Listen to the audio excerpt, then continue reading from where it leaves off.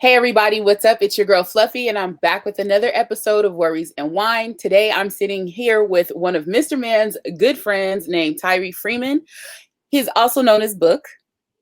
So he is going to share with us some stories that he has gone through within his life of being incarcerated and what it's like to try to rehabilitate and then come home. So that's going to be our topic for today. But before we get started, I want you guys to know that of course, always got my wine, Stella Rosa. Today I have the French vanilla.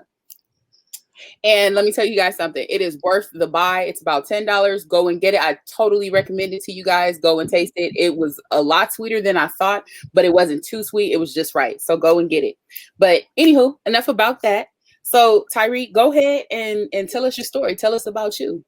Well, I was like the typical young guy, growing up, easily misled, whatnot, and I wound up getting locked up, following behind somebody and getting locked up. And while I was locked up, I wound up serving 10 years from the time I was 15 till I was 25, and I was locked up around in another state, so I didn't have no friends. And stuff like that. So a lot of the mental things that I had to go through in order to survive in jail, I had to forget a lot about the street life. I had to forget about a lot of family members in order to survive in there because I was a kid with I never been to a juvenile facility or nothing. So I had no prior dealings with the system. My first time getting locked up, I did 10 years. So you went straight to adult. You didn't even go to a juvenile. They just tried you as an adult basically and just shipped you off. Right. So okay. And they sent me to a place where, is aggressive. You always aggressive. Like, right. and by me not being from that area or whatever, I had to be more aggressive than a lot of people because I didn't have no friends. So would you say it was like a hyper vigilant state that you were always in? And when I say hyper vigilant, I mean like you're always on alert, always on I gotta look over my shoulder, or I'm ready to fight at the drop of a dime. Right. Okay, so very hyper vigilant. Okay. So then, it's almost like, all right, then I did 10 years of that, right? I can go into the depths of all of that right there, but just know that the psychological breaking, I call jail the breaker of men. Like I call it the breaker of men because you see the breaking on all different types of level in jail. And psychological, mental, or physical, and in order to build something, you got to destroy it. So a lot of times, a lot of people come from that breaking to somebody new, somebody different. Some people prosper and some people don't. But so anyway, I went through that like that, and I had to be hard. I had to pretend to be something that I really wasn't because I was a kid. I had to emulate. Okay. I had to emulate things. You had to adapt to your surroundings, basically. Right. Okay. And when I went up for parole, I had 50 write-ups. I had 50 misconducts. Wow. And the parole man said, he said, "You're not going to make parole." He said, "But humor me." He said, "Tell me why you did some of the things that you did." And I said, "Well, you put me in a cage with lions. What did you expect me to do? Like you should reward me on the fact that I'm here today. Y'all put me in a cage with lions and then get mad when I act like one. If y'all would have sent me to school, I would have been able to do the same thing. Right. You would have been able to get an education. It would have been a different surrounding. Okay. That's what you should do for a child. You shouldn't send a child, no matter what I did, no matter what you're saying I did, you still should send a child to school. Give me an opportunity." So at the time, I couldn't talk. I stuttered real bad. Oh, wow. I was illiterate. Like I really couldn't read all that good or write. So it's like, it's either you, like I said, you break and then you build something from it. Okay. And by me not knowing, I had a friend of mine. Her name is Javon. We don't talk no more because of some other stuff. Okay, that's a different episode. She helped me out a lot. She helped me out a lot, and she told me that I was writing her in jail, and she said, "Look, Book, you need to go to school while you in there, because I don't understand shit you saying in them letters." And me being young and immature, I stopped fucking with her. Okay. because I took it.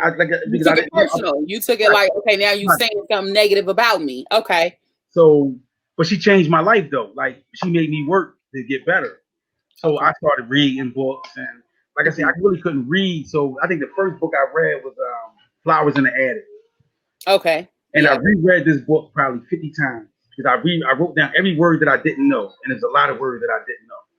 So I studied all the words that I didn't know, and I reread the book. When I came across more words I didn't know, I reread the book again until I was able to read. Until I was able to read. So you self-taught yourself, basically. So that developed my love for reading. You know, like I say, in them dark, I did a lot of time in the hole. I did a lot of time in solitary confinement. And I was better off there because I wasn't comfortable still with the people in population. Right, because at that point you were still having to be hyper vigilant when you have 50 other guys that's walking up and down. Somebody could look at you wrong. Right. In solitary confinement, it's just you. Right. So I was able to focus on me, and believe it or not, like it helped me more being by myself than it did with other people. Because in other people, I'm like I got one of them type of energies. I reflect what's given to me. Right. So if I'm in a negative environment, I'm with that shit. Right. Like I'm with it all the way. I'm with that. Okay. Right. So because I think the way that I grew up was how I survived what I've been through. I grew up in a violent environment, so I survived the jail stuff because of what I've been through as a child. So anyway, I learned how to write and all that stuff in the hole. And so I just, I wound up coming home from all of that, right? And I really didn't. So I came home from that, and I realized that I was still 15 for real. I didn't know it at the time. Okay. But, so you felt like basically your mind for the outside world. I'm trying to make sure I heard you correct. Yeah. So being in jail, you progress with a mindset of, okay, I'm hyper vigilant because I'm here and this is my setting. This is how I am. But once you got out, none of that shit you're trying to function with 15-year-old you that was on the streets prior, and now you're like, because I don't have to act the same, right? It's almost like this. When I came home, like I'd never been with a woman. Like I had sex, but I was a kid. Right. Okay. So I come home now, I'm a grown man. With women and women everybody telling me they love me. So I don't know how to deal with none of that shit. So I'm making mistakes that kids made at 25. Like, girls telling me that they're pregnant by me and I'm going for it. All that stuff that happens when you're a kid, I'm going through as a grown man because I didn't experience things. So being in jail almost stripped you of a growing right of being able to come into age. And it took something away. Okay. It gave me something, and it also, because of just the way it is, like you don't have time to focus on certain developments. You don't have the worries of. But when you come out here, it's like, you ever play pin and tail on a donkey? Yeah. Okay, pin and tail on a donkey, right? They blindfold you, they spin you around, and they tell you to like go find pin and tail on a donkey. Right. That's what jail is like. Coming home from that, it's like playing pin and tail on a donkey, and being spun around, and then they telling you to go out and find your way. And be rehabilitated, right? Now go out here and act right. Right. And when they didn't teach you how to act right in there, because all you did in there was savage shit. So when you come home, you trying to pretend to be a regular person. Like you come home from that, and if I spent 10 years stabbing and fighting, and they just let me out. That's and now I'm out here, right? So you out here now with people, you got to think for other people out here. You got to think for children. You got to watch out for kids. Like in jail, ain't no kids, and you don't get in jail by selling Girl Scout cookies. Right. So, it wasn't until actually I was talking to you one day because now that I talk to Mr. Man, which you know who that is, I used to didn't understand sometimes the source of his anger, because it would be like, we're perfectly fine to 0 to 100. And it wasn't until we talked to you on the phone, and I'm going to tell you this. We talked to you on the phone, and you said people don't understand that when you have been incarcerated, it's about respect. Right. It's about being able to understand, like, that doesn't work for me. Like, what you're doing does not work for me. Mm-hmm. And it wasn't until you said it that it made sense to me. Like, I heard him say it, but it was right. He said it in a way that I was just like, I didn't think of that. Because when you are incarcerated, there are different playing rules. It's not the same rules that we have on the outside world. We're not operating in the same mind frame. So things that I'm like, oh, you could turn the other cheek, that's fine. It's like, no, that's total disrespect from where I've been. That's a sign of disrespect. So it's like, no, I can't just let that go. Let it go. You don't know how to let it go. Right. And so now it wasn't until that day we had that conversation. And I remember telling him, I said, I get it now. I said, I understand. So now I'm a little bit more lenient when I'm telling him, like, calm down, or it's just like, I have to come from a space that says, look, I understand where you're coming from, because I understand that your mind frame of what you have been through, what you have seen, it alters, it changes. Right. It does. It does. It does. And after going through that, like, but it takes for you to really look. It takes for you to look in you to see that you're different. Like, I know that things that bother, things that bother people out here don't bother me, and things that bother me is like, to my daughter, and them, my daughter tell me I'm institutionalized. Right. My daughter tells me that. Like, she's 17, and I am to a degree. And some people say, why you don't, all you talk about sometimes is jail. I said, well, that's what I've been. But that's where I've been. I said, I don't criticize you for talking about whatever you've been through in your life. Mm-hmm. That's my story. Then that's my story. I said, now I'm looking to build and make another chapter in my book. But as of right now, like, that's part of my story. Right. And your story makes you who you are, and it makes you unique to the world because you bring a different flair. Because like I said, prior to us having that conversation, I don't even think that you thought that day you were schooling somebody. We was just on the phone. Your boy called you and that was it. And he just happened to be on the phone with this girl, And but for me, it was like, but see, with him and a lot of other people, I met them in my travels after I found who I was. And I tried to give younger men, the gift that was given to me. Like, I was fortunate to meet some real people in my travels when I was young, and they helped me, be a better person. They helped me, they helped me with my reading. They helped me with my writing. They helped me with everything. So, so when I meet other younger people in the predicament that I was in, and like our mutual friend, he was from out of town, and I just took a liking to him. I took a liking to him because I know he was by himself, but I see that he's not. Not moving like everybody else. Right. And but I see something in him. I see his heart. So I take him in and I just talk to him. That's all it was. Me just talking to him about his daughter, about his life, about everything, and helping him see that I know, like, try to keep him focused on, because it's easy to lose focus in there. It's easy to lose track of trying to get out. You get caught up in playing cards. You get caught up in just the whole ambiance. Yeah, I was just about to ask you, like, how, when you go in, how is it that you lose the sense of time, in a sense? Because I know, like, my uncles, my dad, I mean, everybody that is in my surroundings, I have dealt with, the judicial system as far as incarceration a lot.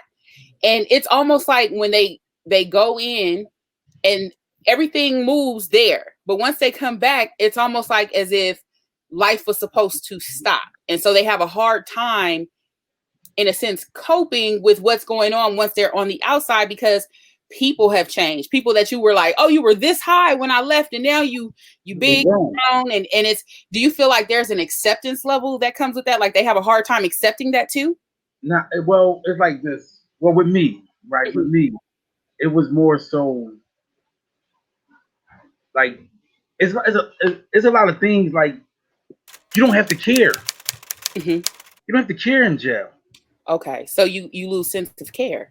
So to come out here and you got to care about everything. You got to care about everybody, problems, and because you got to, like, that's expected of you. You're a father, you're a man, you're all these things, but like, in jail, you care in jail, you care, but really, like I'm talking about the people around you, you pick certain ones that you care about, and then everybody else is, Mhm. but so making that transition of being like I told you about the Tarzan analogy, Right. it's like that part, that animalistic part, got to kick in for you to survive. Mhm. You got the like me. I had to. There's people that know me, love me to death. I don't know where the fuck I know them from, but we got a childhood together. Like we grew up together. But Right. during my incarceration, I forgot I had to leave all of them folks and leave all of them people that wasn't immediate, like family and stuff like that. Right. I So you forgot go about. through a stage of suppression Yeah, where things that they're minuscule, it doesn't matter. I'm not in contact with that person. It's all suppressed. So I you forget kind about them. I forget about them completely. Don't know them at all. of okay. They can tell me stories about stuff that we've done, and I don't know them at all. My little And brother you're like, nope, stopped don't the call. remember. Like, oh, it was somebody you know him. I'm like, don't do that because I don't remember him, and I don't want him to feel bad that I don't know him no more. I don't want him to feel bad. Like, Right. he a grown man happy to see me, and I don't know who he is. Right. And you just shaking hands like, hey, what's going on with Yeah, you? How you he been? happy. Some of them cry when they see me, and I don't know these people, but I supposed to. Mm-hmm. But How does I had, that make you feel when you see someone who they have expressed like it's good to see you? How does that make you feel like as a person? Because that's something that obviously jail did to you. That's not something that you intended on doing. That's something that jail made you do. some of the people that I forgot about. Yeah. Well, evidently I forgot them on a reason. They wasn't writing me or nothing. So like I Right. can Okay. forget about you if you make yourself forgettable. Right. Okay. So So it it's the ain't my ones fault. that making a lasting impression. Then that is what is carried with you. Okay. Yeah, and but see, like right now, I met a person right now. I'm somewhere right now. I just met this dude. I Mm-hmm. met him in jail. I'm in his house right now doing this interview. Okay. You know, because like I treat stuff like this. If you with me, I'm with you. Like in jail, teach you loyalty. It teach you things that the streets doesn't teach you. See, the streets Loyalty. is open to crafty people. Everybody like scheme. People in jail scheming too, but it's more loyalty. It's Right. more honest Okay. hands than it It's a is. it's a bigger factor. Right. It's more honest hands in there, believe it or not, than out here. You I know, believe it. and they pass it on. So when you come out here, you're respectful. Like you bump into somebody, you say excuse me. Uh-huh. You do something, you apologize. Out here, people don't. People just bump you. They And don't. keep going. Right. So you're more respectful. Like I say, jail gives you stuff and it takes stuff from you. But it taught me a lot. It taught me respect. It taught me how to be a man, really. Like really, it taught me how to be respectful, how to be respectful of others. Because Okay. like in there, you can lose everything by not being respectful of others. So Right. you force that. Respect is forced on Right. you. So it becomes one of the main characteristics rather Respect. than anything else. Respect and Respect. loyalty are like two of the Respect. things that you are That's it. living by. Mm-hmm. Okay. So let me ask you this because I know that you were saying like when you came home and then it was like now you have to be this, quote unquote normal person. So how did you cope with realizing like, hey, I'm struggling on the inside, but to everybody else it looks like I'm well put together. How did you cope with that? How did you I didn't cope. I fell. I crumbled. Mhm, I got this thing I call a beacon, right? The mhm. beacon is like people to get out of jail, right? They hear a beacon. You can't hear it because you ain't been to jail. But people to get out of jail, they hear a beacon that calls them back to jail. It's always when you first get out of jail, you're being called back. People to get out of jail, they angry, they frustrated, because they want to go back to jail. They just don't know it. So they do something stupid to go where? Back to To jail. go back, right. Now the longer you stay out, the lesser the sound gets, the more you become like everybody else. But when you first get out, you itching. You just don't know it. You itching to Hmm. go back. You feel like somebody owe you something. Like you feel like you should make more money. When you just was in jail getting paid 15 cents. Right. You just was getting 15 cents an hour. But when you get out here, you're getting $10 and you feel slighted. I feel like that is the honest to God truth because my uncle, and I love him to death, but it took him forever to retire his number. It was just like 20 years of going in and out of jail, doing 3 years here, 4 years there, 5 years there, and it's just It's called life in installment. right. And it's just like, you not tired? And then finally, I guess once he hit after 50, it kind of clicked in like, okay, I'm getting older.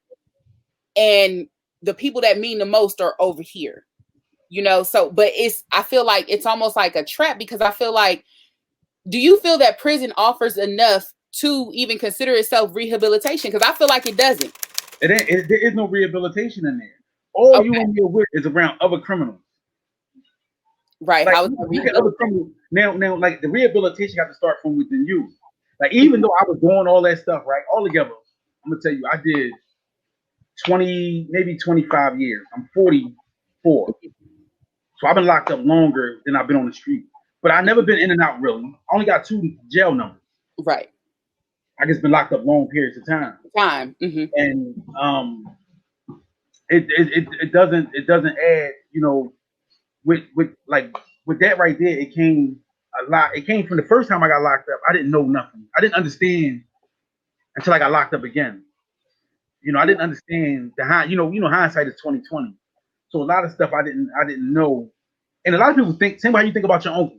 Oh, he like going back to jail, or he need to, you know, people think that, some people say that about me because I've been going a long time. Right. And the things that I'm willing to do, even after doing all that time, because I don't have a fear like a regular human. You're worried, like, people were fear is going to jail. I lived there my whole life. Right. So what are you scared of? What fear do I have? Right. So I got to get fear. I'm learning how to fear. I'm learning. That's the type of shit that you got to learn. You got to learn to stay out of jail. You need fear, and if it ain't in you, you got to learn it. You know, because you got to want to be here. And a lot of us, we get out and we answer the call immediately. You see people that get out after doing so much time. You're like, how did he go back? It's easy. Because it's easier, right? It becomes, I don't want to use the word institutionalized, but it becomes familiar. It becomes what you know. You know, some people say, you know, oh, they see all their friends in there. You know, I don't have friends in there. Like I said, I was locked up in Maryland for 10 years. I didn't have no friends there. And by the time I came to Pennsylvania and got locked up, I was in Maryland for 10 years, so nobody knew me prior to this. So when I get here, it's like I'm a new person here. So I never had friends in jail. The people that I meet out of towners, and I met with them because they know where I've been at. They're going through what I already went through. Right. Okay. So, all right. So, you know, a lot of things, you know, I just try to help people deal with. Like I say, it's a lot. There's a lot that goes with the process. Like I say, I'm still learning now. I'm still struggling right now. Mm-hmm. The adjustments out here. Like, I'm still struggling. Because it takes time. And I feel like it takes time, because as long as it took you to adjust to prison life, it's almost the same process, but now you're free. So you're relearning everything, and you're saying, okay, now I need to adjust over here because this is a different type of animal out here. It is. So, wow. Okay. I mean, and again, these are things that I've never really processed, because I've never been to jail. I've never been to prison, never even been arrested. There's, you know, so it's different when I'm talking to people and I'm trying to understand the psyche around being incarcerated and what it's like for that person, and what does it do to your mental health when you're on the inside. Like, can you chime in on that? I mean, well, I'm gonna tell you like this: if you leave out of jail, you do some time in jail, and you leave not crazy, you already was crazy when you went in there. Okay. Because that's an insane environment. Yes. You know, I can only imagine. I know you heard the saying, "Misery loves company," right? And people just hear it and they take it for what it is. But when you witnessing it, it's a whole different thing. When you're actually witnessing misery, inviting you to come sit with him every day, you know, and that's what jail, like, for the most part, is a lot of miserable people, because they like, a lot of them are broke. You know, and they only know how. And it's like that out here too. You be around, it's females, men. You be around them and you just feel the negative energy like all the time. And they not comfortable. They only happy when they make you mad or unhappy, and then they can relax. But if you're happy, you got people that when you're happy, you smile, they won't stop until you sad. Feeling like them, pretty much. Right. And now they happy. You in the company of them, and now everything's good. So, you know, so what I mean by the psychological, you got to get around all of that, and then you living in a bathroom with a dude. The cell is a bathroom. Bathroom, right? You in the bathroom. My Conditions of bathroom in my how house. you're living. The bathroom in my house is bigger than my cell. So, and then you living in the, no two people is compatible enough to live like that. Yeah, because it's a small confined space. Right. So, you got like they put me in a cell with a dude. I was like probably 17 when I made it upstate. When I made it to the jail, with 18 or whatever. My first cellie was a dude that killed his family members. And then it's like, you want me to be in a cell with him? And you gotta go lay down and pretend that you're like him. You gotta pretend that you're comfortable with going to sleep like this, like knowing that he's killed his whole family. So you know that at this point, I'm definitely, if you can kill your whole family, I'm could be obsolete to you. And the craziest thing is, he was the nicest person you ever want to meet. After you get past the story, whatever his reason was for killing his people, I don't know. Right. But I was in a cell with him. But that's what they do. They put you in situations like that. They put you in this is what they were doing when I was locked up the first time. They was putting kids.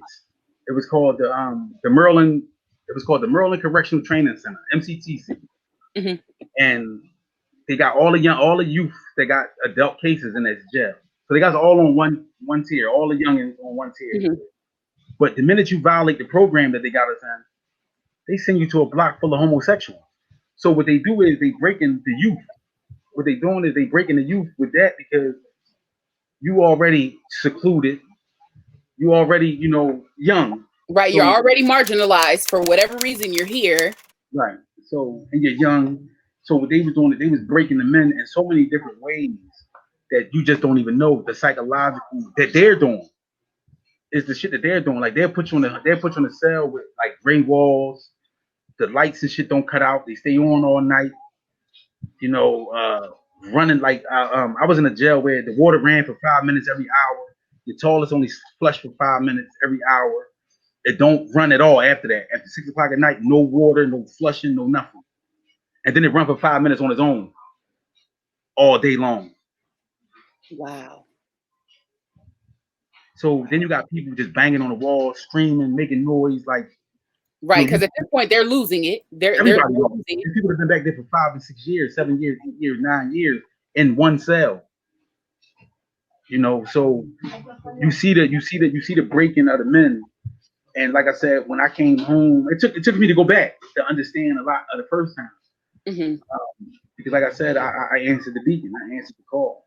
When I left the first time, I was so smart, but I didn't understand my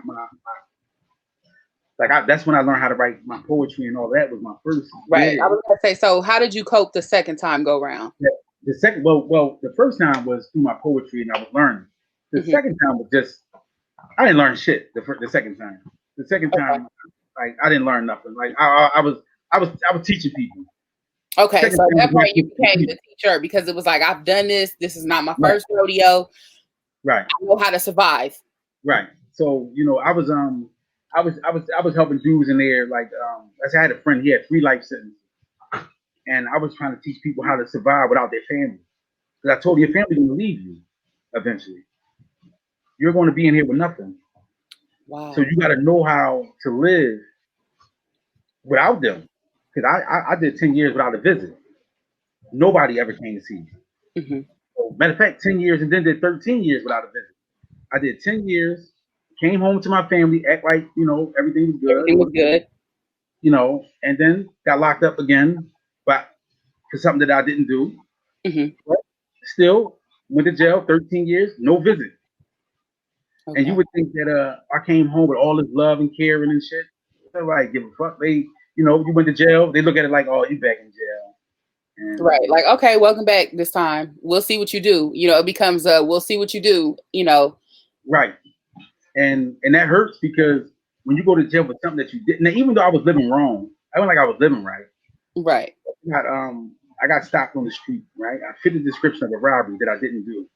Okay. And when they stopped me, I had a bulletproof vest on me and a gun. So you had all the components that was like, this is the guy. But they know I'm not a street robber. This is not street robbery material. This guy got robbed on the street, a regular civilian person got robbed on the street for like $30 or something like that. Like, why would I have on a bulletproof vest for $30? Like, I got money on me. I got But anyway, when they ran my record, when they seen my first case, Mm-hmm. they told me like this: "We know you didn't do this robbery, but we're not letting you out." They told me that. They told me Wow. that the judge told me that she feel like I shouldn't be home. All because of the component of the things that you had. So it was like, obviously, she Really, looked at it really, as you hadn't learned anything. it's my past. It's right. Yeah, She said it was the like, priors. it's my past. And my thing was, I never seen a dude a day in my life, right? Like I said, I've done things, but I never robbed a street person. I never robbed a civilian. I never did nothing to a person in the street, like Streets, right. right, a street person. Like if I'm in the game, I'm doing stuff to people that's in the game. Right. Like I'm you not a still person within that the realm of what I'm doing. Not I'm just gonna go over here and rob this guy right, for $30. Like, right. So okay. and I'm not one of the people that I don't hate cops. I'm not even though I got misidentified and all that. I know people like my family members, they need police, like my mother, my grandmother, stuff like that. So I'm not one of the people promoting, but I got misidentified. They knew they didn't have me. The identification didn't even match me, but once they found the gun and that vest, it was not letting me go. And once they ran my name, it was over. Right. The priors, it was just like, oh, this is it. You're going. Yeah. So Wow. and now walking in the street at night, I'm scared. I got fears of never coming home because I was walking in the street.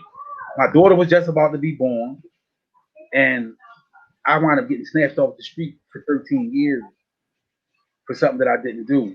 So, like I say, I'm not claiming innocence. Like maybe if I didn't Right. have all that stuff, maybe if I Right. wasn't But me, you've done the time at this point. So it's like we if I understand. wasn't me at all, then maybe I wouldn't have went to jail.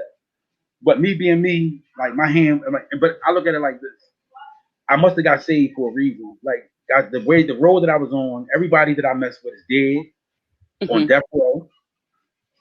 I got a friend right now on death row. He about to come off death row. But the people that I was running with is all gone. Right. And I'm still here. After everything I've been through, I'm still here. Right. You're still here maintaining. So now what does it look like for you now? Because now that you're home, your daughter's older, you got, you're around family and friends. So what is coping like now? How do you maintain your day-to-day life with trying to quote unquote blend in? I'm trying to start a nonprofit called BOAS, right? It's called Brothers of the Struggle. I sell clothes and cars for keys to your dreams. You can go on Instagram and check it out. Okay. So I'm just trying to be productive and help people because that's my calling. I believe my calling, and I write poetry. Like I said, I write poetry. I'm learning how to. I want to go do it because like I started in the cell. Like a lot of my poetry started while I was locked up. So I never really performed like in front of nobody. But I'm looking forward to doing that. Because when people hear it, they always tell me, "Oh man, you gotta do it. You gotta let somebody hear it." So, I want to perform. I want to, and I'm writing a book. I'm writing a book too. Okay, so you're writing a book. Okay. Okay. So, can you tell us a little bit about the book? Well, the book is called Shards of a Shattered Heart, right? Okay. And it's my poetry book. I'm gonna break down to where my mindset was at doing certain poetry because a lot of my earlier poetry was like religious motivated. Was like because I was searching for something. Mm-hmm. So I did all the studying about 5%ers, Nation of Islam, Jesus Christ, everything. Okay. I went everywhere in my travels looking for a place of peace. Searching for peace. Okay. Yeah. So a lot of my earlier poetry, I'm breaking down that, and then my later poetry is more pain, pain, and it's so almost you feel like in that transition, you looking for peace, but then you start to deal with what you've been holding on to. So is that why the later half would be more about the pain and different sufferings and dealings? Well, because the pain, it really deals with like the duality of man. A lot of my poetry is about the good and evil that's in everybody. Because people that meet me, they always say, "Oh, you're the beautiful person, you this, you that." But I had a friend, I had to tell him the devil was beautiful. The devil was the most beautiful angel there was. So at the same time, you got to understand that. He was an angel, but he was the devil. Right. So it's just the duality of man. Like everybody got two sides. Like everybody got Okay. the good and the bad side. And that's basically a lot of it is about just the duality of man. Okay. So with that being said, because now we done talked about poetry, and everybody that knows me, my platform, they know that I do poetry. But today we're not talking about me. We're not talking about me at all.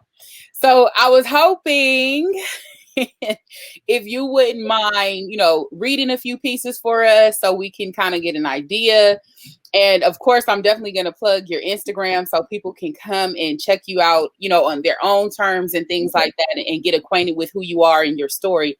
So I'm hoping today you would be willing to share some. All right. Well, all right. Well, what I'm gonna do is I'm gonna give you a couple pieces, and like I say, Okay. I'm gonna give you like my first, what I think was like my best like poem from back in the day. Like when I wrote this, um, it was like it's got something to do with like Anyway, I'm just gonna do it for you. And like I say, it was one of my, I called it the masterpiece at the time because I just liked it. And then you're gonna see the transition from. I'm gonna show you the transition from all right. So all right, hold on. I gotta remember it. It's all right. Take your time. Take your time. We done made it this far in the interview, so no need to be nervous. All right. We at war torn between good and evil, automatics and revolvers, seconds from starving, decades from riches, ghettos and prisons, constant thug living, thirst and danger, 4/5 flame, and niggas dying trying to be made men. Neighborhood patriots and ghetto poets, the world is over and we know it, but scared to face it. Courtrooms ran by pale faces and masons, modern day whipping and lynching of other races. Pathetic teardrop, why should I fear the cop? Serve and protect, is it not? Who gets off the first shot? The clock tick never stop. The streets gonna watch. Armageddon down the block. It's all over like it began. Black man stands from seas to land with a righteous plan, supreme reign, master the game, ace of spade, conquer 14 billion cells of the brain. God's trapped in the flesh shell, took over hell, made it rain. Gave light to the night. Life's a never-ending fight. It's black or white, or gray or in between. Shit ain't what it seems. Racism hitting in the fine seam of him. They say our future is grim like the reaper pulling stems, eternal sleeper. This shit gets deeper. It ain't diluted either. The signs of times are near. Atomic warfare, mass destruction, 2 planes hit. Osama on some kamikaze shit, fucking America, because she's a bitch. All right. Okay. All right. That's my first one. That's my first one that I like. Okay. And then I no longer stare at the world with my eyes wide shut, alone at the crossroad with no one to trust. Where do I go from here when my heart holds no fear for man or God? But still I cry, not for me, my seed, if she ain't me and I ain't there to help her see how ill life can be. Show her the narrow road that eluded me. Open her mind wide like eyes in surprise and teach her to guard her heart at all costs from guys like I. No angel do I proclaim to be, but I was born with a half a halo and broken wing. Okay. And okay. Look, let me snap. Hold on. Okay. All right. So I'm having a whole poetry night. that's like one of my transitions from, it got more to personal, like, from, just a broad spectrum of writing to me. So I'm gonna do 2 more. And okay. This is like this is like the one I'm ready to do now is me. This is like my story in the poem form. So looking back, I see no future, just mistakes I can't get past. Unable to right my wrongs, trapped by my own doings, left alone to roam the ruins of my dome. A dark place that once was bright, haunted by my demons. I wake up screaming, fiending for freedom at night. No one hears the kids, but I shed no tears. In this fight since I was born called life, branded at birth for 2 strikes, a lost sheep with a fox whip. Still I wandered into the lion's den. They prepared the feast till I bared my teeth and showed them I was one of them. I stood tall on my feet when I carved my name on the walls of the belly of the beast and emerged a giant that no longer sleeps. So, okay. I mean, it can't get no realer than this. Like, right. So I'm a visual person, so when you talk, and it's like I can envision how this is all playing out. So if you're a visual person, this is like the detail. So, okay. So that's me. That's my favorite poem right there. Like if I had to like describe like my story in the poem, that's it. That's it. Yeah, because the details in that one, I'm like, I caught it all. Okay. And then the last one I'm gonna do is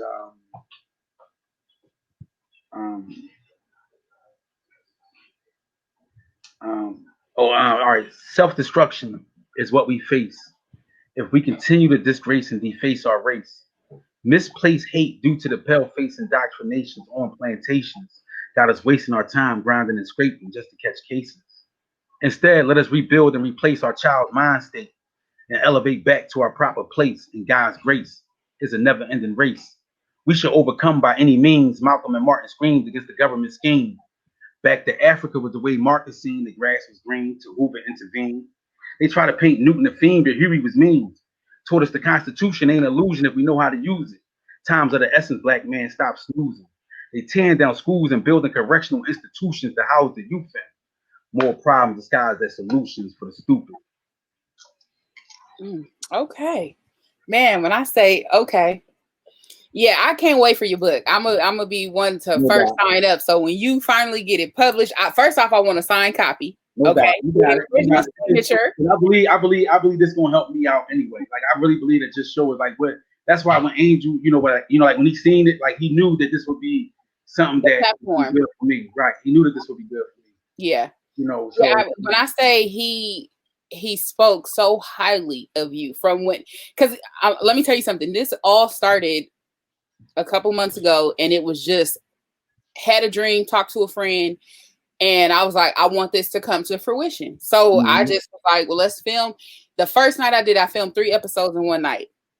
When I showed him what it would look like and the type of platform and what I was going for, when I say, he was like, you gotta talk to him. Like, when I say you, oh my God, he has asked me every day this week, are you ready for this interview? And I'm like, I stay ready. I don't gotta get ready. Like, I'm ready. He was just like, no, are you ready? Like, he was hell bent on it. Okay. Right. And now that we've had the interview and I'm just, reflecting on some of the things that we shared and, we're sharing with the audience, when I say this interview is definitely going to help people, even if you've never been incarcerated. Right. Because the family got to deal with this thing too. The family got to deal with the psychologicalness of the person coming home. Yeah. Like a lot of people don't know how to deal with their family members because their family members don't know how to talk about it. So my nonprofit is going to be dealing with this. It's called BOAs, Brothers of the Struggle. And it's going to be dealing with, those struggles of people coming home from jail and the family members that got to help and deal with those people. Because for real, with the right setting, anybody can be all right when they come home. But they need to understand there's certain things that have to happen on both ends. It can't just be I come home and now I have to conform to these rules. It's like you have to understand what I've been through. Right. And like I said, it wasn't until I talked to you that one day that it just kind of, I don't know what light bulb, why all of a sudden it went off, whatever I'm telling you when you said it. And when we hung up with him, I said, remember when the other day we were talking, I said, I get it now. Yeah. I get it. And, not realizing that we have to also understand where you guys are coming from when you guys come home, the type of environment that you've been in and living in a hypervigilant state. And then understanding why, of course, if you step on my shoe and you don't apologize while I'm on your head, you don't understand. And for real, it's all about the person. Like you got to want different. Me, I want different. I got a kid. I got my daughter. She's 17. And all her life I've been locked up. All her life. She lived with me now. So, and we fight every day trying to figure each other out. Right. And she the reason for the change. You got to find something. You got to find something and hold on to it and latch on to it and say, this is going to be the reason I do make the positive change. Right. Whether it's God, whatever somebody holds on to, whether it's religion or whatever. Right. Sometimes you need strength outside of you to do whatever it is you need to do. So, people, like I say, it ain't like I say, everybody got to work together because people ain't got to necessarily go back to jail if their family members help and if they're willing to help themselves. Like I wasn't willing. I had everything handed to me, and I still wanted to go to the streets. Like I had people say, "Look, I got money. You can either go sell drugs or you can go to school." At the time, you know what I picked? Drugs. But it's also easier for you to do too because it was something that you probably previously once knew. And not only that though, but I think that if I made any choices different, I wouldn't be here now. Right. Any one choice back then could change the outcome of right now. Everything. I wouldn't be here right now having wine and worries with you. You know what I mean? Right. So with that being said, anything else? No, I really think appreciate this. You know, I appreciate this, and like I say, I'm gonna let everybody know. I just sent a whole bunch of links out to everybody. So okay. You know, okay. Hopefully we gonna go together. So when I do the Oprah Winfrey show, I'm bringing you on there with me. Okay, I'm gonna be right there. You know, and I do appreciate you coming on here and being able to share your story and your experiences. And you know, the most intimate part of it is your poetry, because I know that's very dear for you. So thank you. I got a little theory out a little bit going one out. And that's okay. That's all right. It's nothing wrong with that. This is the platform to you know, have all of that and be there, because when I say you have taught me a whole lot of how to deal with certain situations. Like when I say, I'm like, you know, like, okay, because you know, you just don't understand it. And sometimes it's not even that you don't understand it, it's because when you don't know how to do something, you know, you don't know how to perceive when someone's coming home from jail. You don't know how they're going to be, because now they're a different person. You're a different person. Do we mesh well? How does this work? And being able to hear you say, like, it has to come from both ends. You know, if this person is going to stay out of jail, if this person is going to do this, it takes everybody that's involved. That person's going to be around to understand what's going on. And then to not isolate them, because what happens is you get out of jail and then we isolate you and then say, okay, go get a job, go do this, go do that. And it's like, you probably don't even have the skill set and the tools to do that on your own. Man, listen, I didn't get a job until I was 39 years old. Okay. My first job ever. I was 39. And the last job I just did was something that I never thought that I would do, but I've done some things, man, trying to do the right thing, you know. Right. But I look at it like this: I've done a lot of wrong, but less, you know. So, you know, the things that I'm doing now, it's all a part of my role, you know. Right. It's going to make you who you are. It's going to give you the experience, you know, and that's what life is about. Life is nothing but full-blown experiences, and what you do with them and how you make an impact for everybody else that comes across you. And I guarantee it, just from talking to you, I just know that you are going to have a huge impact. And I'm glad that you were able to share with me. Now I understand what Mr. Man was talking about. I get it. I get it. I'm going to give you your credit. I'm going to give you your credit. I'm going to give it to you. But because I understand it now, talking to you and listening to you, and because he spoke so highly of you. He speaks so highly of you. That's my guy, man. Yeah. I see it now. I understand. So, listen, like I said, I appreciate, you know, the opportunity to tell my story. This is my first time ever, you know, telling my story and on a broad audience. My first time ever, my poetry being heard by you know. We got a lot of firsts. Come on. Usually it's one person at a time. I'm sneaking and telling people because I didn't know my poetry was that good. Really, I honestly didn't. I showed somebody. He said, well, people need to hear this. There's no way that you got this hidden, because people thought that I was just, you know, playing cards, whatever. They didn't know. They didn't know it was a lot of pages. I had no idea you writing and you spitting and you flowing and you doing all of this and even your delivery. I mean, for you to say like you don't, you know, speak it or do any type of, you know, oratory with it, just speaking it in general, just like you even got it, like your cadences are. No.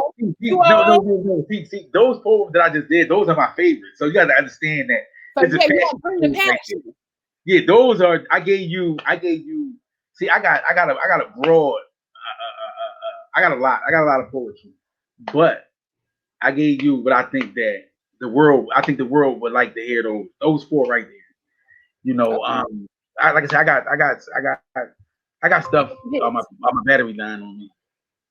Okay. Well, no worries. Well, with that being said, I'm gonna go ahead and wrap up this episode. And Book, I want to thank you again for coming on here and sharing such excellence with us and giving us the knowledge and dropping the gems on us, because if anybody watches this episode and did not learn anything, then you need to start all over and do it with an open mind, because what I gained here today on a personal level is not something that happens every episode. Right. You know, so I appreciate you for coming in and being the teacher and, you know, the instructor of how to do this and how to handle this, things like that, because it's helping more than you know. And I know that somebody who's watching this probably like, okay, I understand now. and at least to be able to change your mind frame about people who are incarcerated and come home and what they have to deal with when they come home. So I just want everybody out there to know that it is okay to have your worries and wine. That's all it is. And it's all about having a conversation and being open and optimistic for everybody. So I'm definitely going to drop Book's Instagram down here below, you guys, so you guys can go if you need to talk to him, or reach out to him, or if, even if you guys have other projects that you may want him to be involved in, feel free to definitely hit him up. His Instagram will be down below, and it will also be in the description. And as you guys know, I'm out. It has been real. Thank you so much. And we see you at the next Worries and Wine, y'all. I will be there. Bye-bye. Bye.